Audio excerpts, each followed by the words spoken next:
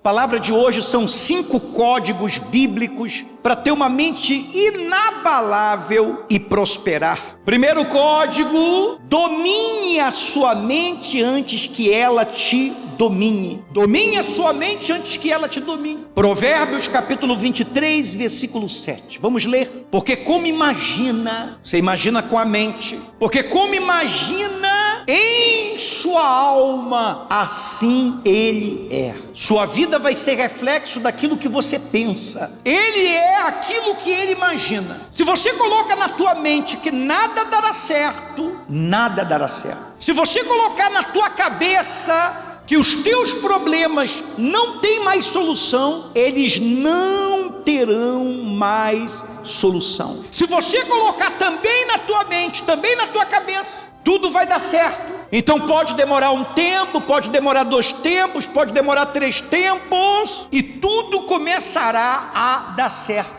Porque aquilo que você coloca na tua mente vai para a tua alma, vai para o teu coração, vai para a tua boca, vai para o teu comportamento. A mente é o lugar que mais o diabo trabalha.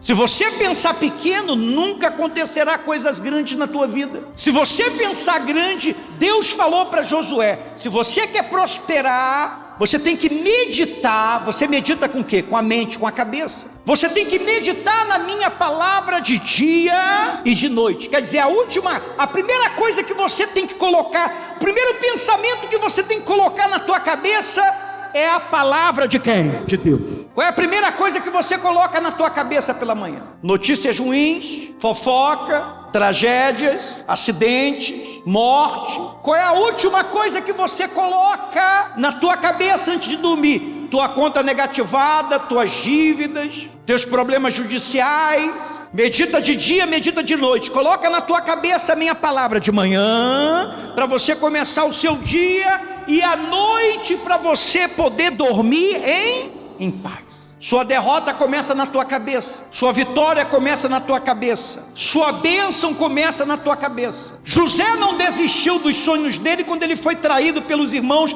nem jogado no poço. Ele também não se corrompeu na casa de Potifar. Ele também não murmurou não murmurou na prisão, porque ele tinha na cabeça dele aquilo que Deus tinha revelado para ele. A fé é uma convicção de que Deus vai cumprir aquilo que ele prometeu para você. Domine a sua mente. Os pensamentos ruins sempre vão existir. Você não impede o pensamento ruim de chegar, mas você pode impedir ele de ficar. Você tem que aprender a combater os maus pensamentos com a palavra de Deus. Tudo é possível aquele que crê, tudo eu posso naquele que me fortalece. O Senhor é meu pastor e nada me faltará. O Senhor é a minha luz e a minha salvação, nada temerei. Caiu 1000 ao meu lado, 10.000 à minha direita, eu não serei atingido. A carne é fraca, mas o espírito é forte. Aquela mulher hemorrágica, quando ela saiu de casa, ela colocou na mente dela. O que ela colocou na mente dela? Diz a palavra de Deus que ela falava com ela mesma. Ela estava se convencendo de que algo ia acontecer. E o que ela estava convencendo que ia acontecer com ela?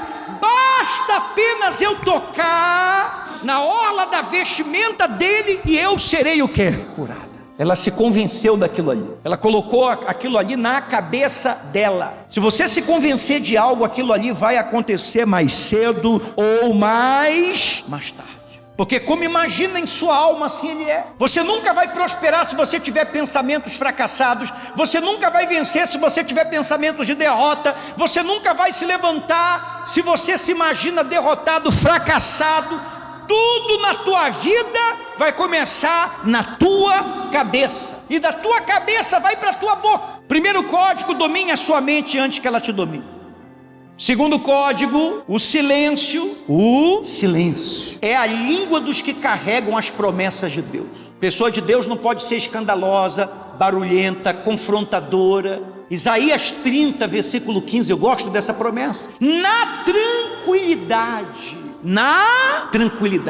e na confiança estará a vossa força. Na tranquilidade, na confiança estará a vossa força. Você tem que aprender que somente pessoas fracas, olha aqui para mim, somente pessoas fracas é que precisam estar se explicando para todo mundo. Um dos fatos das pessoas fracassarem é porque elas se explicam demais. Elas ligam demais porque os outros pensam, porque os outros acham, porque os outros estão falando. Basta alguém ir na rede social dela, escrever algum comentário, e às vezes é uma pessoa que ela nem conhece, e ela vai lá querer se explicar para essa pessoa, querer se justificar com essa pessoa. A maioria das batalhas você não vai vencer falando, você vai vencer quando você se cala. O diabo não sabe o que está acontecendo com você quando você guarda a sua língua. Agora, se você é uma pessoa que vive murmurando, ele sabe muito bem que cada investida dele, que cada seta dele, que cada levante dele está dando muito certo. Se você tem gente que te persegue lá no teu trabalho, te caluninia lá no teu trabalho, mas você aprende o poder do silêncio, você não vai brigar com elas, você não vai discutir com elas, porque o barulho do diabo quer anular os planos de Deus. Vai chegar uma hora que elas não vão saber mais o que fazer, porque ninguém sabe lidar com uma pessoa que sabe ficar em silêncio. Nós vivemos numa geração muito barulhenta. Todo mundo tem que falar tudo sobre todos, sobre qualquer coisa, 24 horas por dia, 7 dias por semana, 365 dias por mês. Eu acredito que José foi um homem um pouco calado. A gente não vê muitas falas de José na sua história. A gente sempre vê o que estavam fazendo com ele, mas a gente não sabe como ele reagia diante dessas situações. A gente sabe também que quando Jesus foi ser julgado por Pilatos, ele usou essa arma poderosa, a arma do silêncio. Me veio agora um versículo aqui, deixa eu abrir aqui na minha Bíblia. Davi também fala sobre isso. Salmo versículo 38, versículo 13.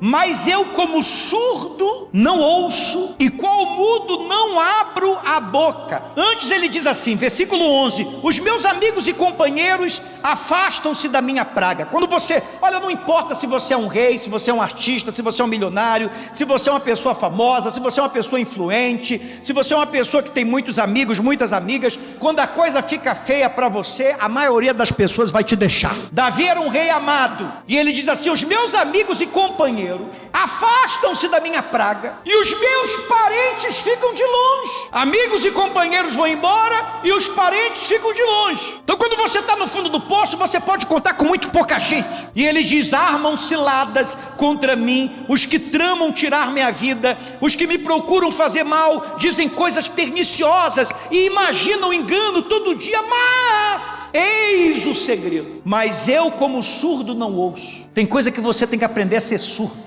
Nem tudo que você ouve você tem que guardar. Nem tudo que você ouve você tem que guardar. Senão você não vai durar muito. Ou tu vai ter um AVC, ou tu vai ter uma parada cardíaca, ou você vai pegar alguma doença. Você vai enlouquecer, porque as pessoas falam muito sobre você. Sempre que alguém manda uma mensagem para mim: você viu o que estão falando de você? Eu apago a mensagem. Não quero saber. Eu quero ouvir aquilo que me anima, não aquilo que me desanima. Eu quero ouvir aquilo que me cura, não aquilo que me adoece. Se você é uma pessoa que está doente e você vive ouvindo coisas sobre a doença, o que é que a doença faz, como ela age, quantas pessoas morreram através dessa doença, você não vai ter espírito e fé para ser curado. Abra os seus ouvidos para aquilo que é bom. Igual mudo não abra a boca. Tem momentos que você vai querer abrir a boca, mas a maioria das nossas batalhas a gente vai viver em silêncio, vencer em silêncio. E é Deus que vai fazer justiça na tua vida. Nunca se justifique, nunca se justifique, nunca se justifique. Quem te ama já te conhece, não precisa que você se justifique.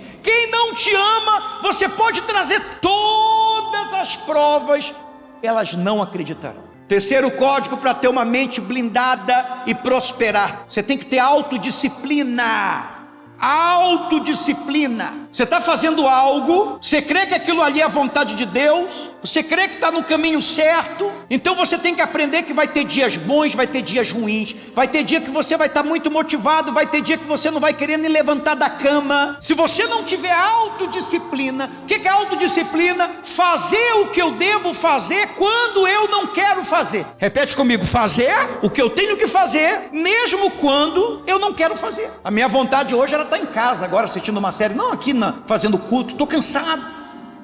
Mas o que me faz estar aqui? Primeiramente, o Espírito de Deus. Segundo, a autodisciplina, de saber que tem um trabalho que tem que ser feito. Se você for aquela pessoa que só vai fazer as coisas quando você está se sentindo bem, você não vai conquistar nada grande na sua vida, porque muita coisa na sua vida vai exigir tudo de você. 1 Coríntios capítulo 9, versículo 27, mas eu esmurro meu corpo e reduzo a escravidão. Autodisciplina nunca é sorte, sempre é fruto da bênção de Deus e da fé. Então volte para os seus estudos, volte para o seu trabalho, volte para a sua carreira, volte a fazer aquilo que você parou. Comece algo, não pare. As pessoas estão sempre começando, sempre parando, sempre começando, sempre parando.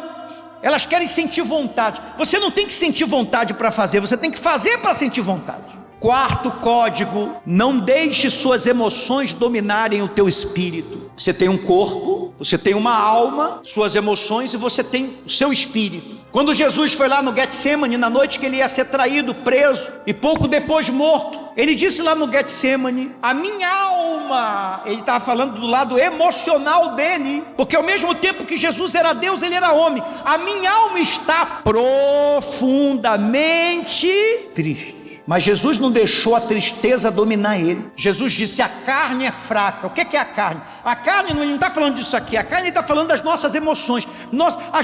A maioria das vezes o nosso lado emocional vai ser o primeiro a nos trair. Primeiro a nos trair vai ser o nosso lado emocional. Por isso que quando o teu lado emocional te trair, Jesus disse: a carne é fraca, mas o espírito é o quê? É forte. Vai ter momento que você vai estar frustrado, frustrada, triste, desanimado, desanimada, deprimido, ansiosa, ansioso. Essas emoções vão querer dominar o teu espírito, dominar a tua vida, vão querer te jogar num buraco. O diabo vai usar o teu lado emocional para te jogar num buraco, para você nunca mais sair dele. Quando o teu espírito domina a tua vida, quando o Espírito de Deus, quando você ouve a palavra de Deus, não é a tua alma que é alimentada, é o teu espírito. Jesus disse: não só de pão viverá o homem, mas de toda a palavra que sai da boca. Quer dizer, nós temos que alimentar o nosso espírito. Se você é uma pessoa que é muito escrava do teu emocional, sempre o que falam de você, você fica muito chateado, muito magoado,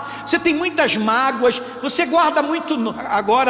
Agora tem uma moda no mundo evangélico, já que o cristão não pode dizer que ele não guarda mágoas, então o que é que as pessoas inventam? O diabo vive inventando modas. As pessoas dizem assim: eu não guardo mágoas, mas eu guardo nomes. Bem, eu não guardo nem mágoas, eu não guardo nem nomes, eu não guardo nada. Lembra do primeiro filho de José que nasceu? Qual foi o nome do primeiro filho de José que nasceu? Manassés. Traduzindo do hebraico para o português, o que quer dizer Manassés? Deus me fez esquecer. Ele não disse Deus me fez perdoar. Ele não disse Deus me fez perdoar. Ele disse Deus me fez. Eu não esqueci porque eu sou bom. Eu não esqueci porque eu sou positivo.